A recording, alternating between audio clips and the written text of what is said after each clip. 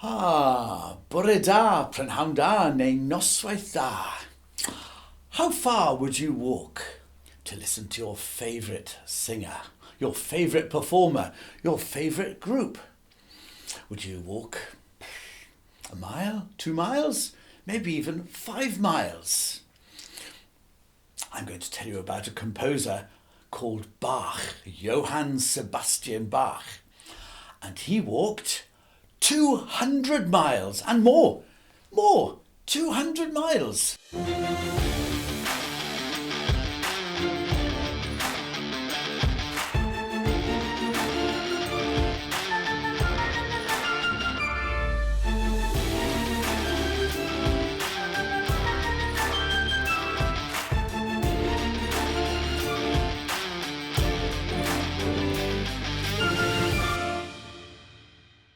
200 miles, and more, and yet to walk back, good gracious me.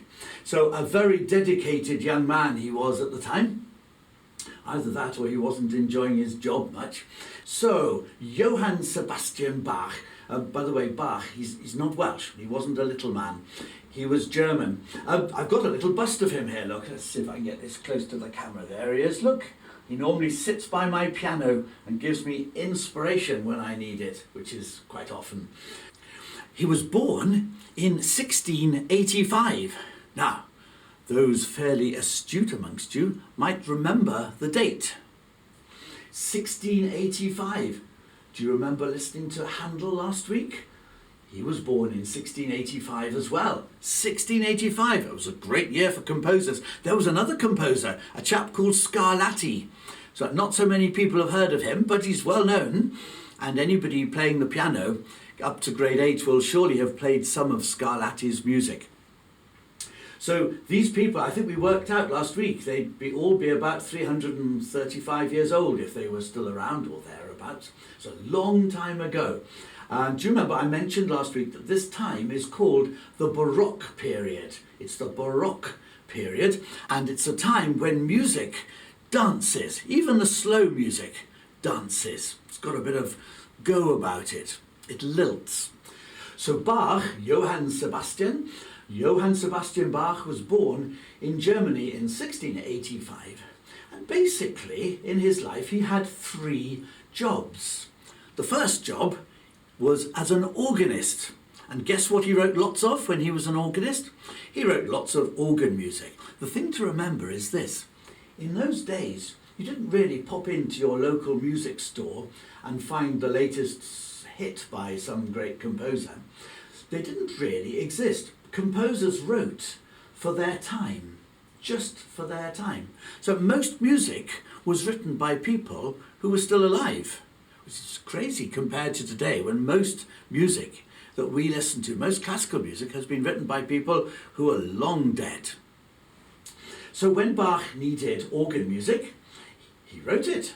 And he's written volumes and volumes. I've got several volumes. I must have about 16, 17 volumes of his organ music here at home. So I'm going to play a piece to you. It's called Toccata and Fugue in D minor. It's only the start, so it'll only be the start of the toccata. And a toccata is usually a sort of like a show-off piece.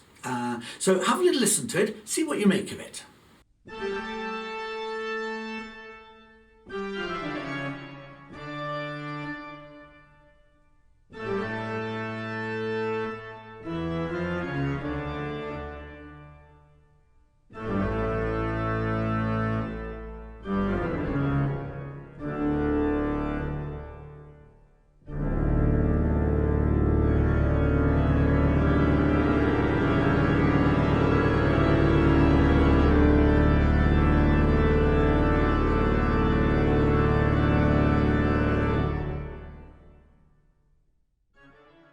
There, what about that, do you think? Quite a sort of scary piece. There's some interesting sort of rumbles going on. I think the piece has been used for films or for other things, so it's quite a well-known piece. Anyway, from there, he went to his next job. Apparently the story goes that the chap who was employing him, the duke that he was working for when he was playing the organ, didn't want him to go. And so apparently he locked him up for about a few weeks but eventually he let him go and Bach went off to his next job. And in his next job, the second of the three main jobs that he had, he was conducting orchestras. He worked for a nice prince, Prince Leopold, I think, and Leopold liked music, so he was quite easy to work for. And Bach had a very lovely orchestra to work with, and he wrote some absolutely beautiful music while he was working for the prince. Let's have a little listen to a piece that he wrote. Let's have a little listen to this piece.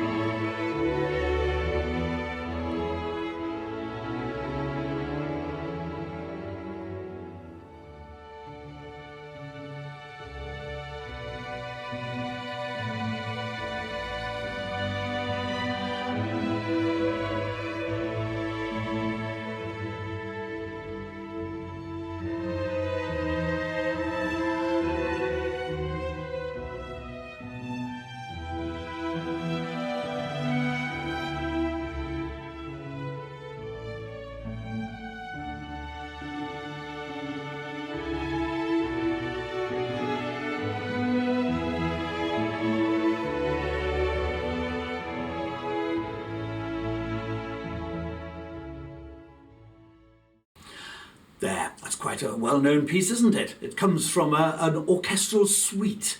Not a suite that you eat, but it's a group of pieces. Often they're dances.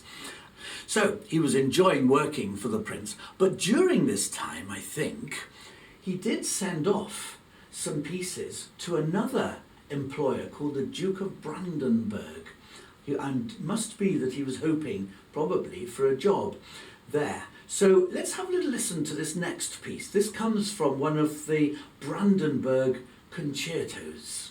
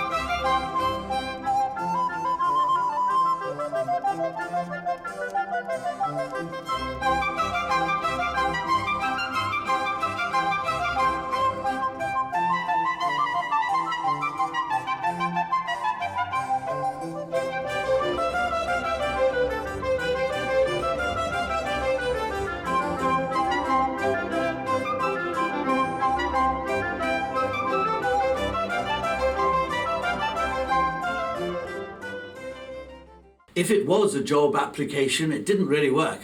People think the Duke just put the music in his bookcase and forgot all about it.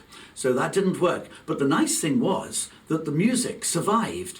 A lot of music that Bach wrote didn't survive. For example, when he went to his next job, he wrote about 500 cantatas. They're longish pieces. Some of them typically last half an hour.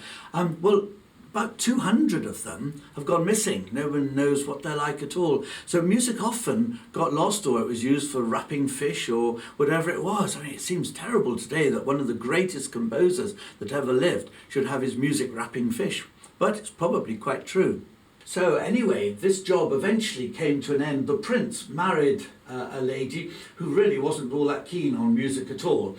And she managed to persuade her husband, the prince, that he shouldn't be spending so much money on music. And eventually the prince got rid of the orchestra, and so Bach went off looking for another job. And eventually he found this third job, and there was a fantastic job because he could bring his two old jobs together. He had to play in St. Thomas's Church, and they had a big orchestra and a lovely organ there and everything. And so he was able to write some of his finest works while he was there for mixing the choir and orchestra and organ together. Let's have a little listen to a piece that he wrote when he was there.